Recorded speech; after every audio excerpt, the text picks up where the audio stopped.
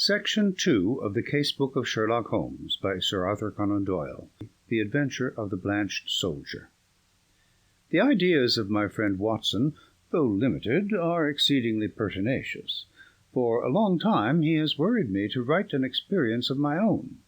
Perhaps I have rather invited this persecution, since I have often had occasion to point out to him how superficial are his own accounts, and to accuse him of pandering to popular taste instead of confining himself rigidly to facts and figures. "Try it yourself, Holmes," he has retorted, and I am compelled to admit that, having taken my pen in my hand, I do begin to realize that the matter must be presented in such a way as may interest the reader. The following case can hardly fail to do so, as it is among the strangest happenings in my collection, though it chanced that Watson had no note of it in his collection. Speaking of my old friend and biographer, I would take this opportunity to remark that if I burden myself with a companion in my various little inquiries, it is not done out of sentiment or caprice, but it is that Watson has some remarkable characteristics of his own, to which in his modesty he has given small attention amid his exaggerated estimates of my own performances. A confederate who foresees your conclusions and course of action is always dangerous, but one to whom each development comes as a perpetual surprise, and to whom the future is always a closed book, is indeed an ideal helpmate. I find from my notebook that it was in January 1903, just after the conclusion of the Boer War, that I had my visit from Mr. James M. Dodd, a big, fresh, sunburned, upstanding Briton. The good Watson had at that time deserted me for a wife, the only selfish action which I recall in our association. I was alone. It is my habit to sit with my back to the window, and to place my visitors in the opposite chair, where the light falls full upon them. Mr. James M. Dodd seemed somewhat at a loss how to begin the interview. I did not attempt to help him, for his silence gave me more time for observation. I have found it wise to impress clients with a sense of power, and so I gave him some of my conclusions. "From South Africa, sir, I perceive." "Yes, sir," he answered, with some surprise. "Imperial Yeomanry, I fancy." "Exactly." "Middlesex Corps, no doubt." "That is so, Mr. Holmes. You are a wizard." I smiled at his bewildered expression. When a gentleman of virile appearance enters my room with such tan upon his face as an English sun could never give, and with his handkerchief in his sleeve instead of in his pocket, it is not difficult to place him. You wear a short beard, which shows that you were not a regular. You have the cut of a riding man. As to Middlesex, your card has already shown me that you are a stockbroker from Throgmorton Street. What other regiment would you join? You see everything. I see no more than you, but I have trained myself to notice what I see. However, Mr. Dodd, it was not to discuss the science of observation that you called upon me this morning. What has been happening at Tewkesbury Old Park?" "Mr. Holmes!" "My dear sir, there is no mystery. Your letter came with that heading, and as you fixed this appointment in very pressing terms, it was clear that something sudden and important had occurred." "Yes, indeed, but the letter was written in the afternoon, and a good deal has happened since then. If Colonel Emsworth had not kicked me out—" "Kicked you out?" "Well, that was what it amounted to. He is a hard nail, Colonel Emsworth, the greatest martinet in the army in his day, and it was a day of rough language, too. I couldn't have stuck the colonel if it had not been for Godfrey's sake." I lit my pipe and leaned back in my chair. "Perhaps you will explain what you were talking about." My client grinned mischievously. "I had got into the way of supposing that you knew everything without being told," said he. "But I will give you the facts, and I hope to God that you will be able to tell me what they mean. I've been awake all night puzzling my brain, and the more I think, the more incredible does it become. When I joined up in January 1901, just 2 years ago, young Godfrey Emsworth had joined the same squadron. He was Colonel Emsworth's only son, Emsworth, the Crimean V.C., and he had the fighting blood in him, so it is no wonder he volunteered. There was not a finer lad in the regiment. We formed a friendship, the sort of friendship which can only be made when one lives the same life and shares the same joys and sorrows. He was my mate, and that means a good deal in the army.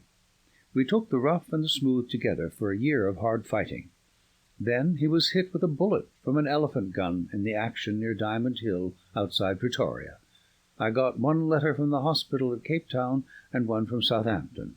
Since then, not a word, not one word, Mr. Holmes, for 6 months and more, and he my closest pal. Well, when the war was over and we all got back, I wrote to his father and asked where Godfrey was. No answer. I waited a bit, and then I wrote again. This time I had a reply, short and gruff. Godfrey had gone on a voyage round the world, and it was not likely that he would be back for a year. That was all. I wasn't satisfied, Mr. Holmes. The whole thing seemed to me so damned unnatural.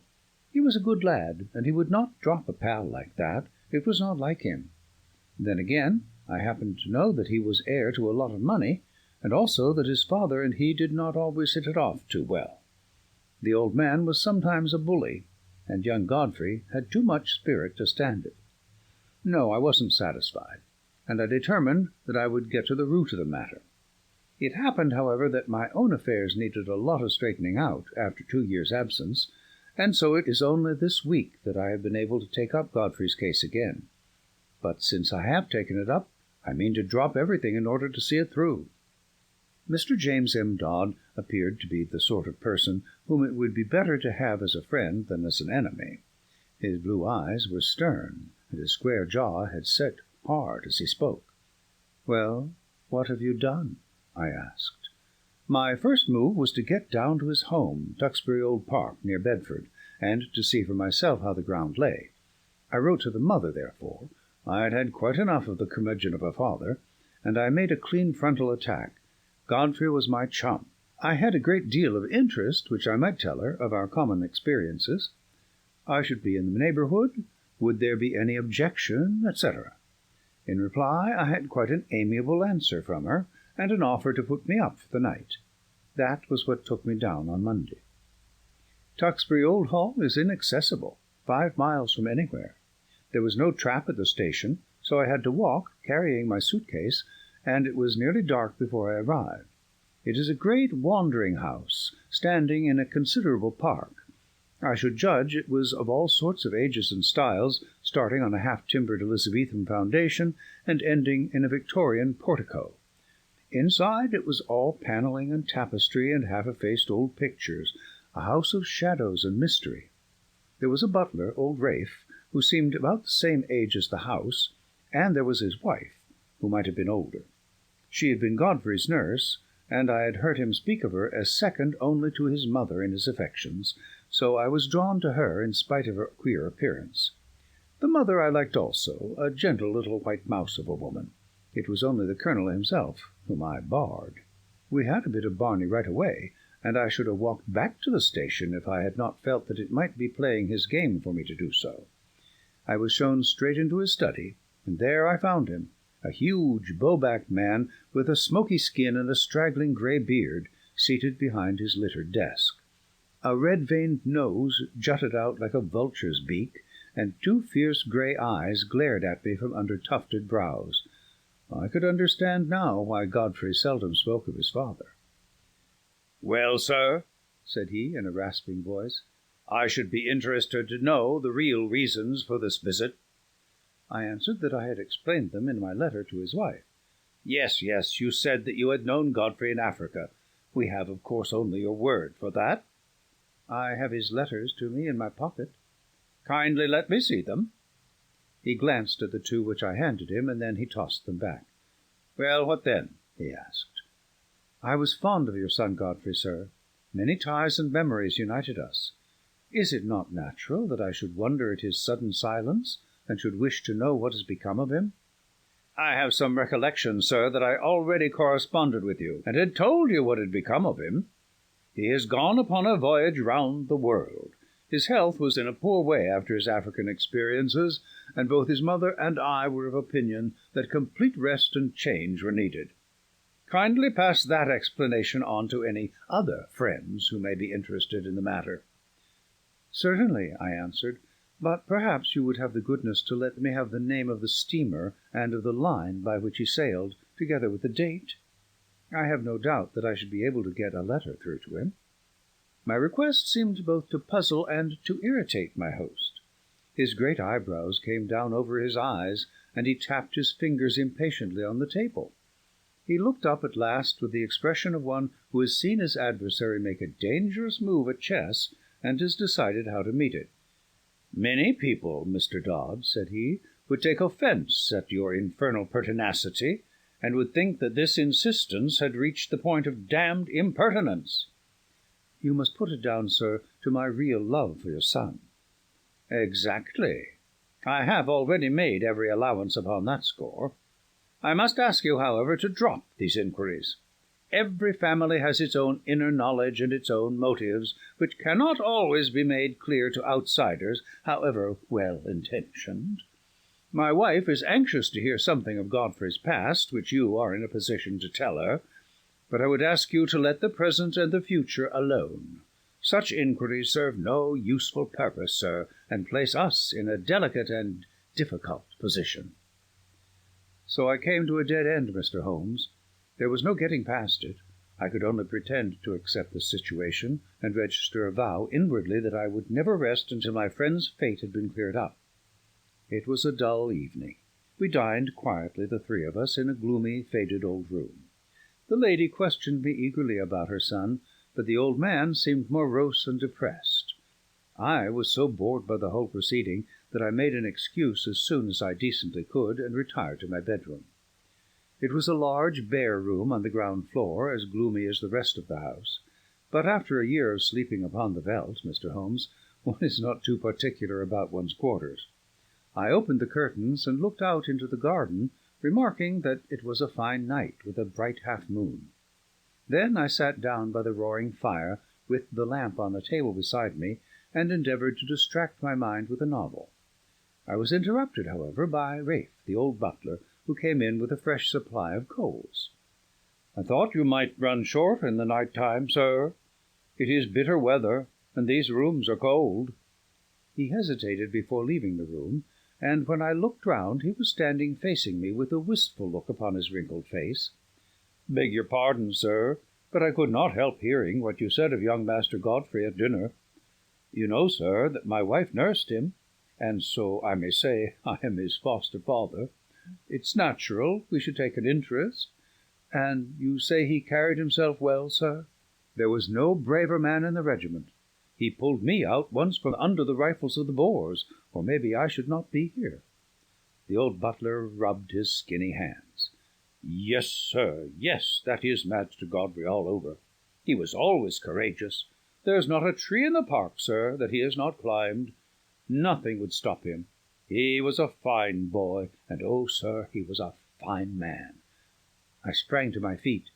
"Look here," I cried, "you say he was. You speak as if he were dead. What is all this mystery? What has become of Godfrey Emsworth?"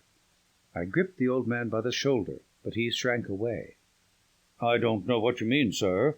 Ask the master about Master Godfrey. He knows. It is not for me to interfere." He was leaving the room, but I held his arm. "Listen," I said. "You are going to answer one question before you leave, if I have to hold you all night. Is Godfrey dead?" He could not face my eyes. He was like a man hypnotized. The answer was dragged from his lips. It was a terrible and unexpected one. "I wish to God he was," he cried, and tearing himself free, he dashed from the room.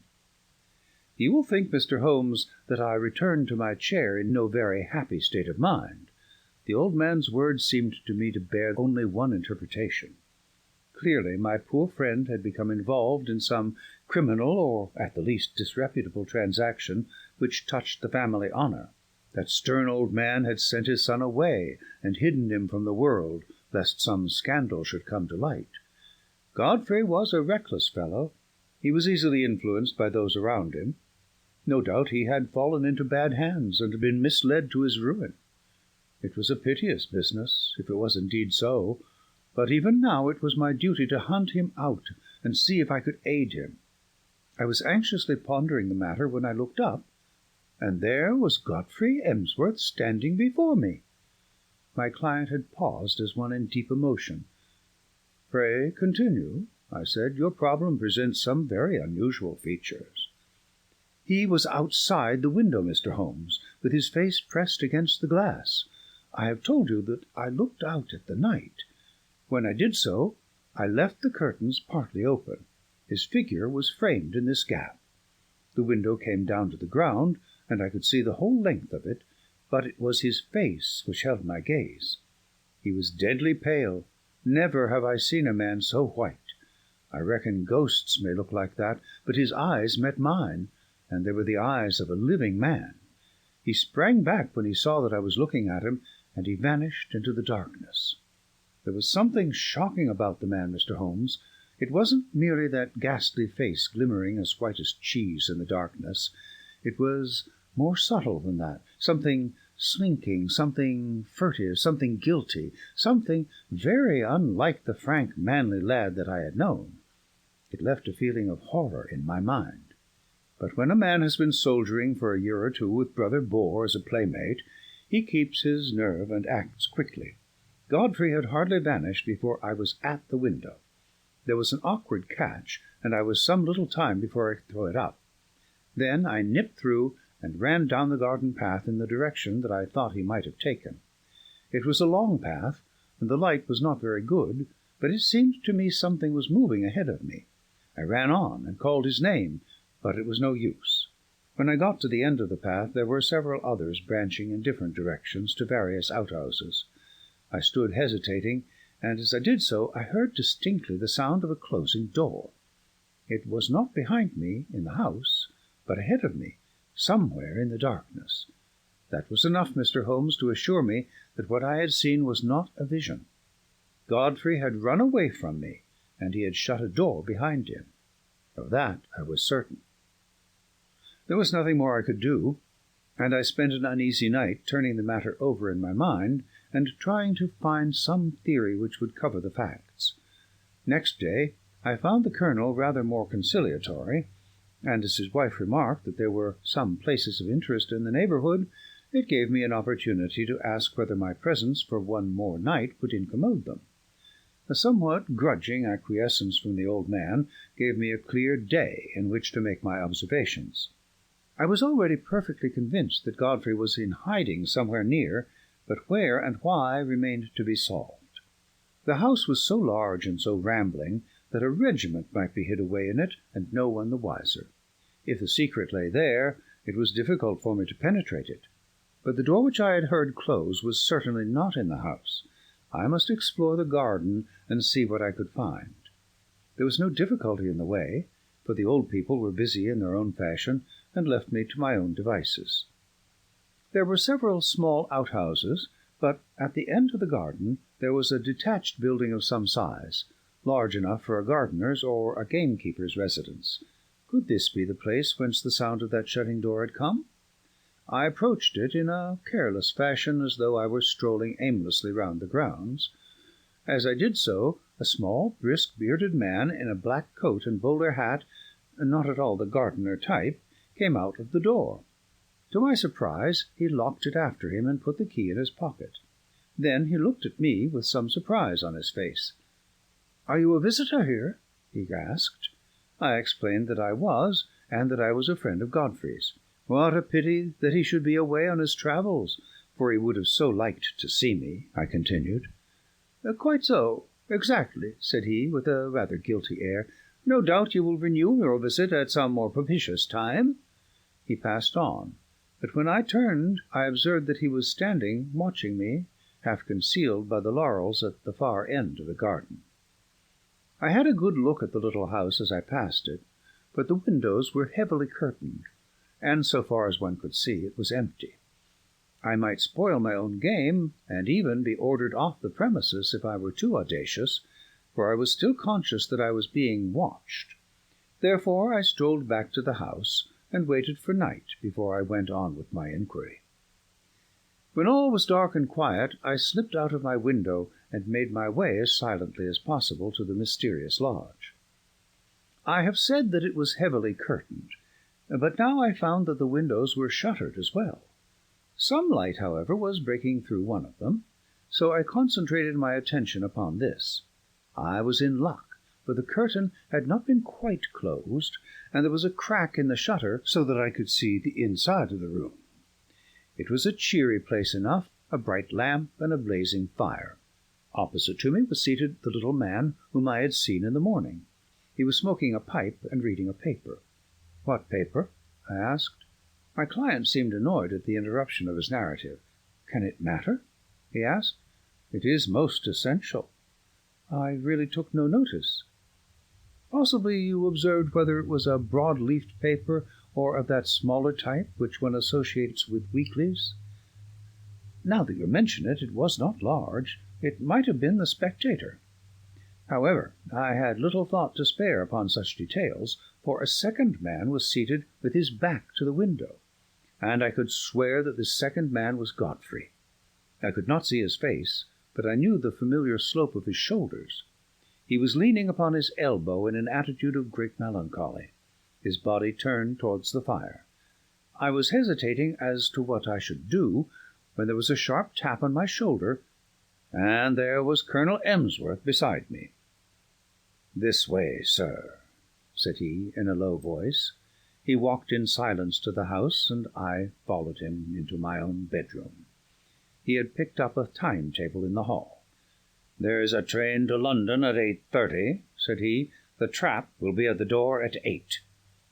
He was white with rage, and, indeed, I felt myself in so difficult a position that I could only stammer out a few incoherent apologies, in which I tried to excuse myself by urging my anxiety for my friend. "The matter will not bear discussion," said he abruptly. "You have made a most damnable intrusion into the privacy of our family. You were here as a guest, and you have become a spy. I have nothing more to say, sir, save that I have no wish ever to see you again." At this I lost my temper, Mr. Holmes, and I spoke with some warmth. "I have seen your son, and I am convinced that for some reason of your own you are concealing him from the world. I have no idea what your motives are in cutting him off in this fashion, but I am sure that he is no longer a free agent. I warn you, Colonel Emsworth, that until I am assured as to the safety and well-being of my friend, I shall never desist in my efforts to get to the bottom of the mystery, and I shall certainly not allow myself to be intimidated by anything which you may say or do." The old fellow looked diabolical, and I really thought he was about to attack me. I have said that he was a gaunt, fierce old giant, and though I am no weakling, I might have been hard put to it to hold my own against him. However, after a long glare of rage, he turned upon his heel and walked out of the room. For my part, I took the appointed train in the morning, with the full intention of coming straight to you, and asking for your advice and assistance at the appointment for which I had already written. Such was the problem which my visitor laid before me. It presented, as the astute reader will have perceived, few difficulties in its solution, for a very limited choice of alternatives must get to the root of the matter. Still, elementary as it was, there were points of interest and novelty about it which may excuse my placing it upon record. I now proceeded, using my familiar method of logical analysis, to narrow down the possible solutions. "The servants," I asked, "how many were in the house?" "To the best of my belief, there were only the old butler and his wife. They seemed to live in the simplest fashion." "There was no servant, then, in the detached house?" "None, unless the little man with the beard acted as such. He seemed, however, to be a quite superior person." "That seems very suggestive. Had you any indication that food was conveyed from the one house to the other?" "Now that you mention it, I did see old Rafe carrying a basket down the garden walk, and going in the direction of this house. The idea of food did not occur to me at the moment." "Did you make any local inquiries?" "Yes, I did. I spoke to the station-master, and also to the innkeeper in the village. I simply asked if they knew anything of my old comrade, Godfrey Emsworth. Both of them assured me that he had gone for a voyage round the world. He had come home, and then had almost at once started off again. The story was evidently universally accepted." "You said nothing of your suspicions?" "Nothing." That was very wise. The matter should certainly be inquired into. I will go back with you to Duxbury Old Park. To-day? It happened that at the moment I was clearing up the case which my friend Watson has described as that of the Abbey School, in which the Duke of Greyminster was so deeply involved. I had also a commission from the Sultan of Turkey, which called for immediate action, as political consequences of the gravest kind might arise from its neglect. Therefore it was not until the beginning of the next week, as my diary records, that I was able to start forth on my mission to Bedfordshire, in company with Mr. James M. Dodd. As we drove to Euston, we picked up a grave and taciturn gentleman of iron-grey aspect, with whom I had made the necessary arrangements. "This is an old friend," said I to Dodd. "It is possible that his presence may be entirely unnecessary, and, on the other hand, it may be essential. It is not necessary at the present stage to go further into the matter. The narratives of Watson have accustomed the reader, no doubt, to the fact that I do not waste words or disclose my thoughts while a case is actually under consideration. Dodd seemed surprised, but nothing more was said, and the three of us continued our journey together. In the train I asked Dodd one more question which I wished our companion to hear. "You say that you saw your friend's face quite clearly at the window, so clearly that you are sure of his identity?" "I have no doubt about it whatever. His nose was pressed against the glass. The lamplight shone full upon him." "It could not have been someone resembling him?" No, it was he." "But you say he was changed?" "Only in colour. His face was, how shall I describe it? It was of a fish-belly whiteness. It was bleached." "Was it equally pale all over?"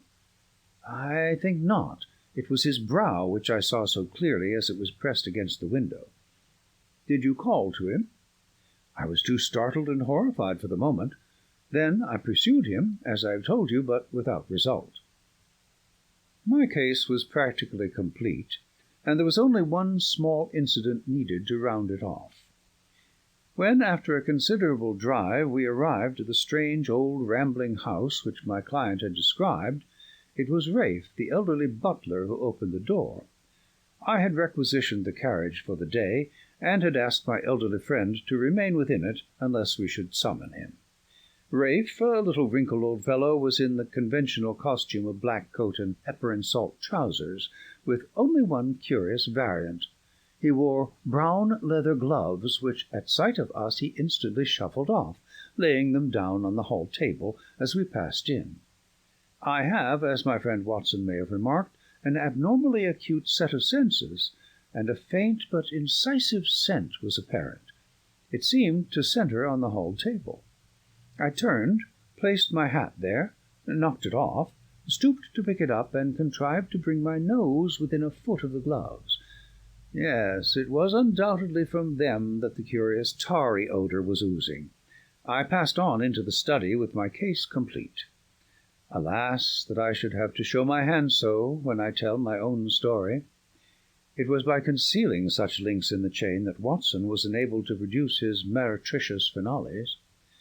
Colonel Emsworth was not in his room, but he came quickly enough on receipt of Ralph's message. We heard his quick, heavy step in the passage. The door was flung open, and he rushed in with bristling beard and twisted features, as terrible an old man as ever I have seen. He held our cards in his hand, and he tore them up and stamped on the fragments. "Have I not told you, you infernal busybody, that you are warned off the premises? Never dare to show your damned face here again. If you enter again without my leave, I shall be within my rights if I use violence. I'll shoot you, sir, by God I will. As to you, sir," turning upon me, "I extend the same warning to you. I am familiar with your ignoble profession, but you must take your reputed talents to some other field. There is no opening for them here." "I cannot leave here," said my client firmly, "until I hear from Godfrey's own lips that he is under no restraint." Our involuntary host rang the bell. "Ralph," he said, "telephone down to the county police, and ask the inspector to send up 2 constables. Tell him there are burglars in the house." "One moment," said I.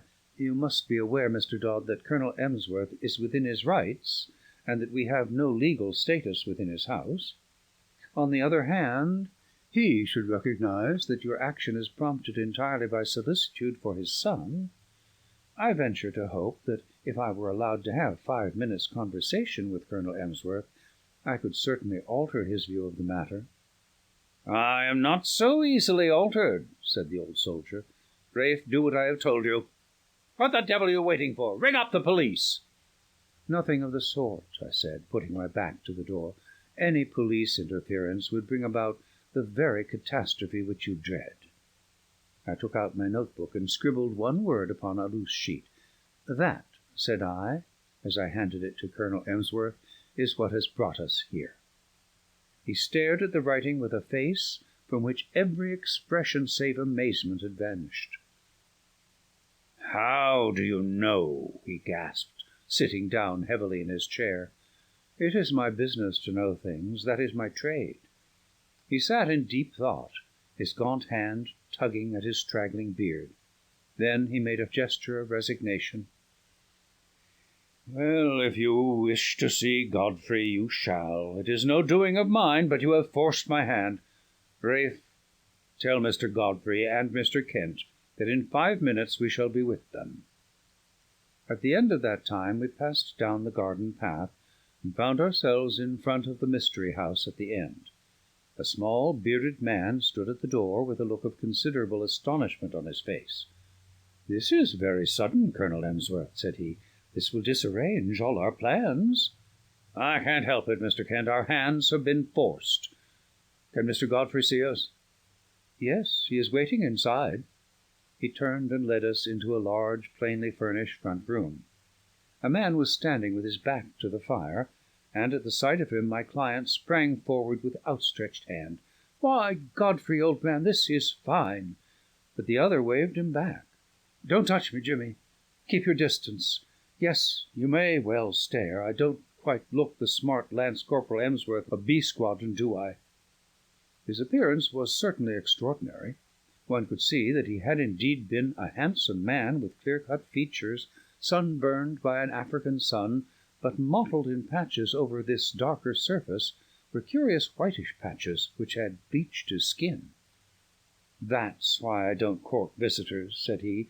"I don't mind you, Jimmy, but I could have done without your friend. I suppose there is some good reason for it, but you have me at a disadvantage. I wanted to be sure that all was well with you, Godfrey. I saw you that night when you looked into my window, and I could not let the matter rest till I had cleared things up. Old Rafe told me you were there, and I couldn't help taking a peep at you. I hoped you would not have seen me, and I had to run to my burrow when I heard the window go up. But what in heaven's name is the matter?" "Well, it's not a long story to tell," said he, lighting a cigarette. "You remember that morning fight at Bafflespuit, outside Pretoria, on the Eastern Railway line? You heard I was hit?" "Yes, I heard that, but I never got particulars." 3 of us got separated from the others. It was very broken country, you may remember. There was Simpson, the fellow we called Baldy Simpson, and Anderson and I. We were clearing Brother Boar, but he lay low and got the 3 of us. The other 2 were killed. I got an elephant bullet through my shoulder.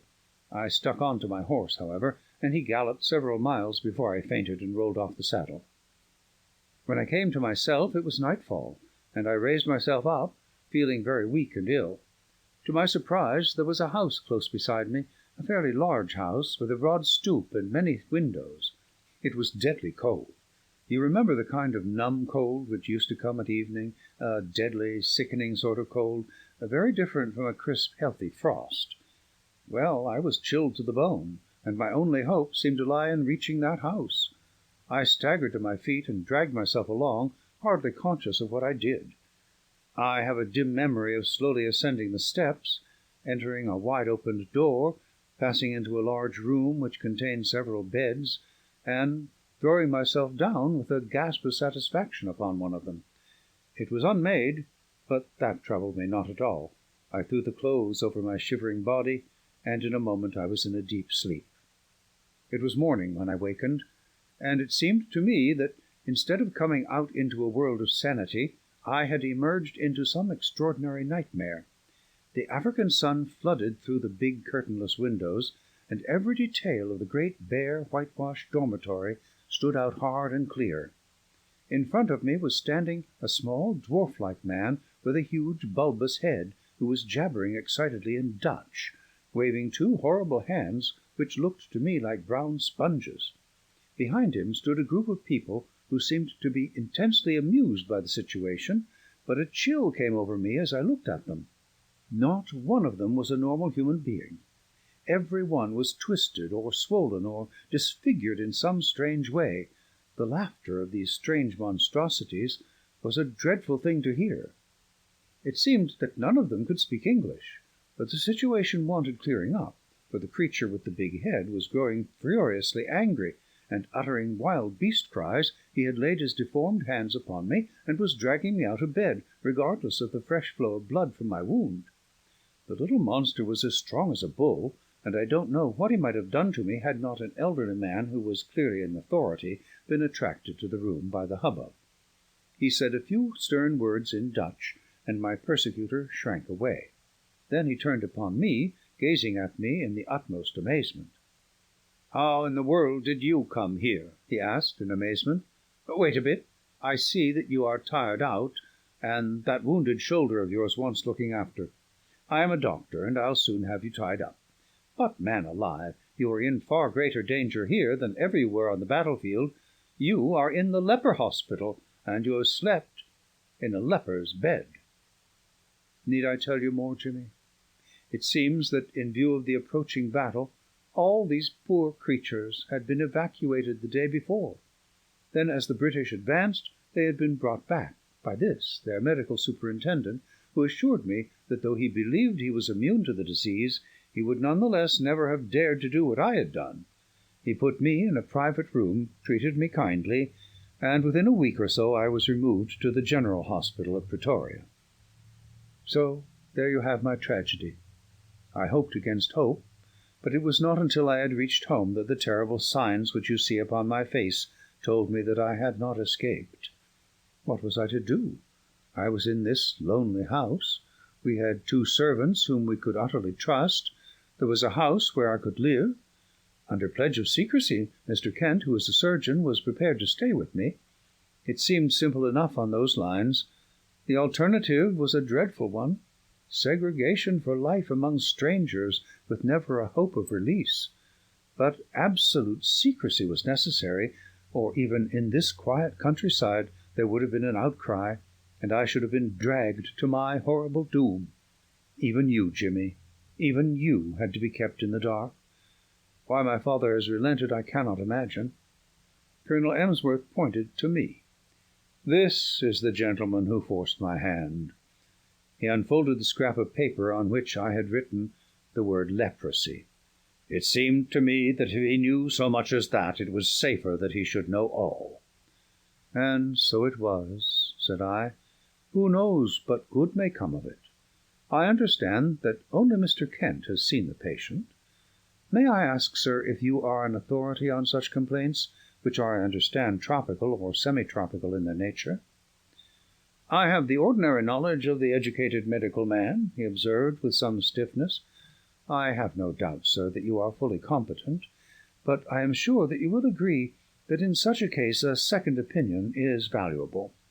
You have avoided this, I understand, for fear that pressure should be put upon you to segregate the patient."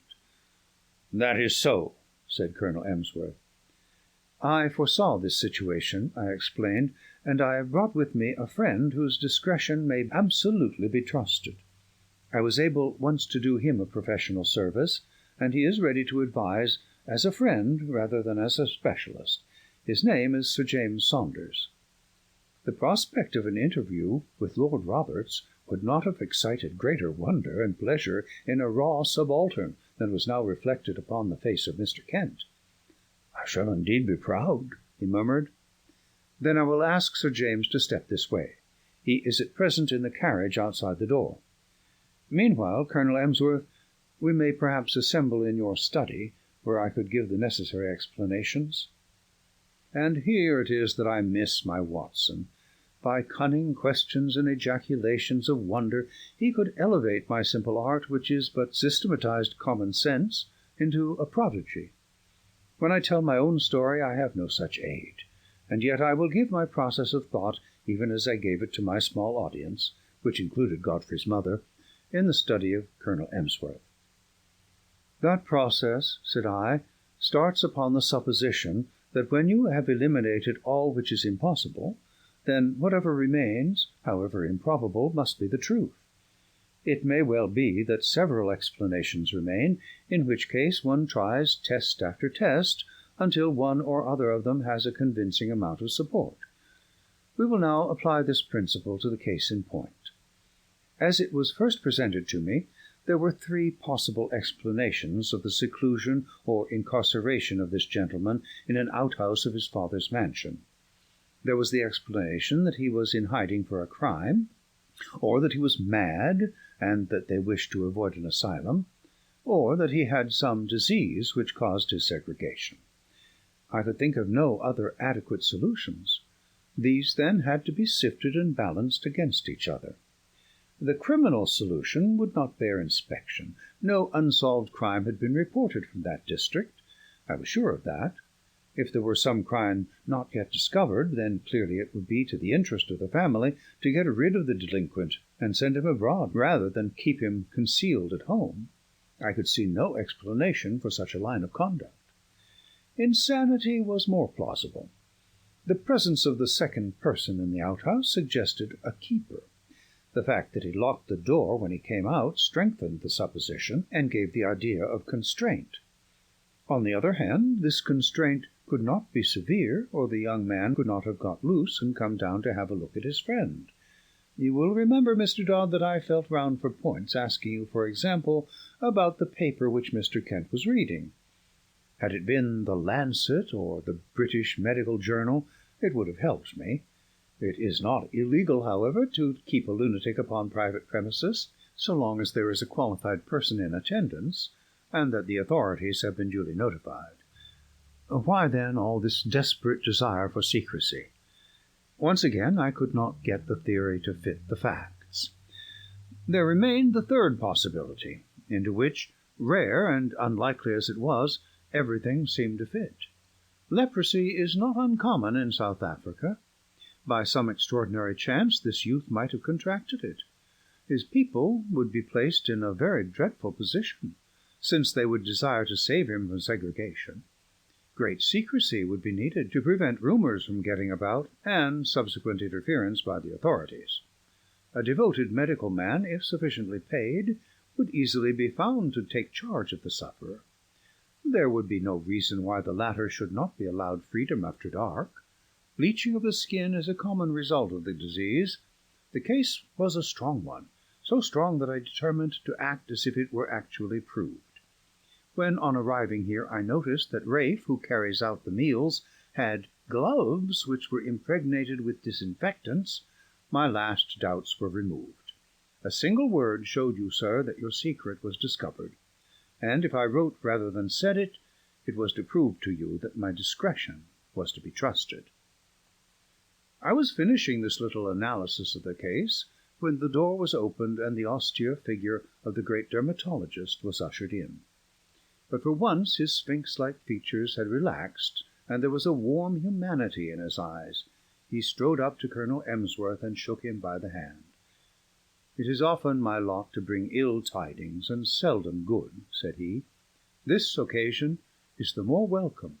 It is not leprosy." "What?"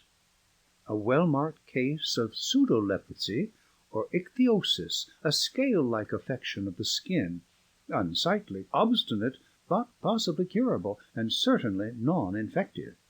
Yes, Mr. Holmes, the coincidence is a remarkable one, but is it coincidence? Are there not subtle forces at work of which we know little? Are we assured that the apprehension from which this young man has no doubt suffered terribly since his exposure to its contagion may not produce a physical effect which simulates that which it fears? At any rate, I pledge my professional reputation. But the lady has fainted. I think that Mr. Kent had better be with her until she recovers from this joyous shock. End of The Adventure of the Blanched Soldier.